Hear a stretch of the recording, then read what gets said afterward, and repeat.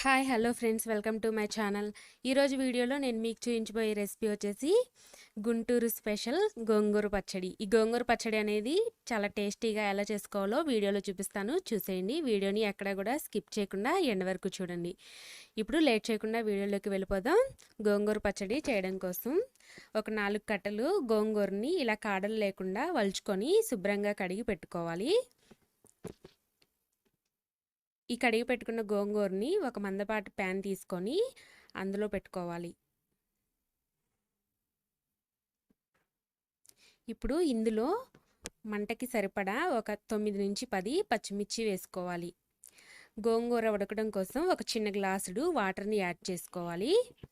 అలాగే ఒక spoon oil కూడా వేసుకొని మూత పెట్టుకొని స్టవ్ మీద పెట్టుకొని మీడియం ఫ్లేమ్లో ఒక 15 నిమిషాల వరకు ఉడికించుకుంటే గోంగూర అనేది మెత్తగా ఉడికిపోతుంది. ఇప్పుడు మూత తీసి చూద్దాం. గోంగూర అనేది ఉడికిపోయింది కాబట్టి స్టవ్ ఆఫ్ చేసుకుందాం. స్టవ్ ఆఫ్ చేసుకొని ఇప్పుడు మిక్సీలో వేసుకోవాలనుకుంటే చల్లారిన తర్వాత మిక్సీ పట్టుకోవాలి. నేను ఇక్కడ రోట్లోనే గోంగూర పచ్చడిని చేస్తున్నాను. ముందుగా పచ్చిమిర్చిని తీసుకొని కొద్దిగా కళ్ళుప్పు వేసుకొని పచ్చిమిర్చి మెత్తగా నలిగే వరకు దంచుకోవాలి. పచ్చిమిర్చి మెత్తగా నలిగిన తర్వాత ఇప్పుడు గోంగూర వేసుకొని మెత్తగా రుబ్బుకోవాలి.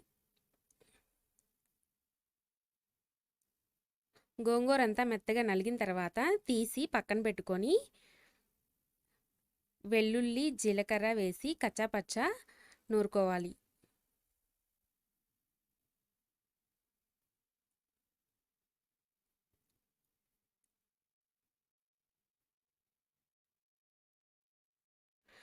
ఇప్పుడు చిన్న సైజు 2 ఉల్లిపాయలను వేసుకొని కచ్చాపచ్చా నూరుకోవాలి.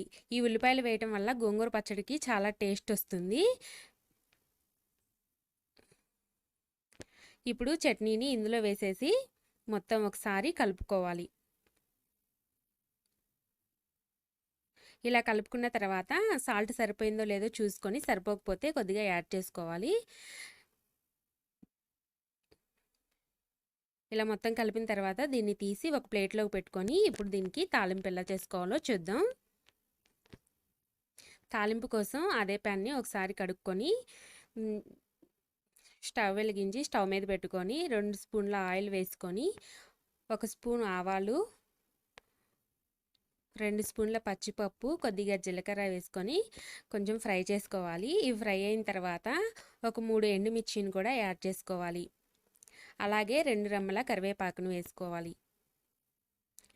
కరివేపాకు కూడా వేగిన తర్వాత ఇప్పుడు ముందుగా నూరిన మనం పచ్చడిని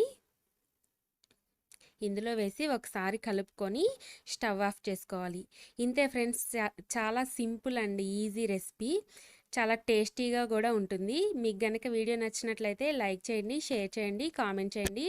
ఇలాంటి మరిన్ని రెసిపీస్ కోసం మన ఛానల్ని చూస్తూనే ఉండండి. మరో కొత్త రెసిపీతో మీ ముందుంటాను. అంతవరకు బాయ్.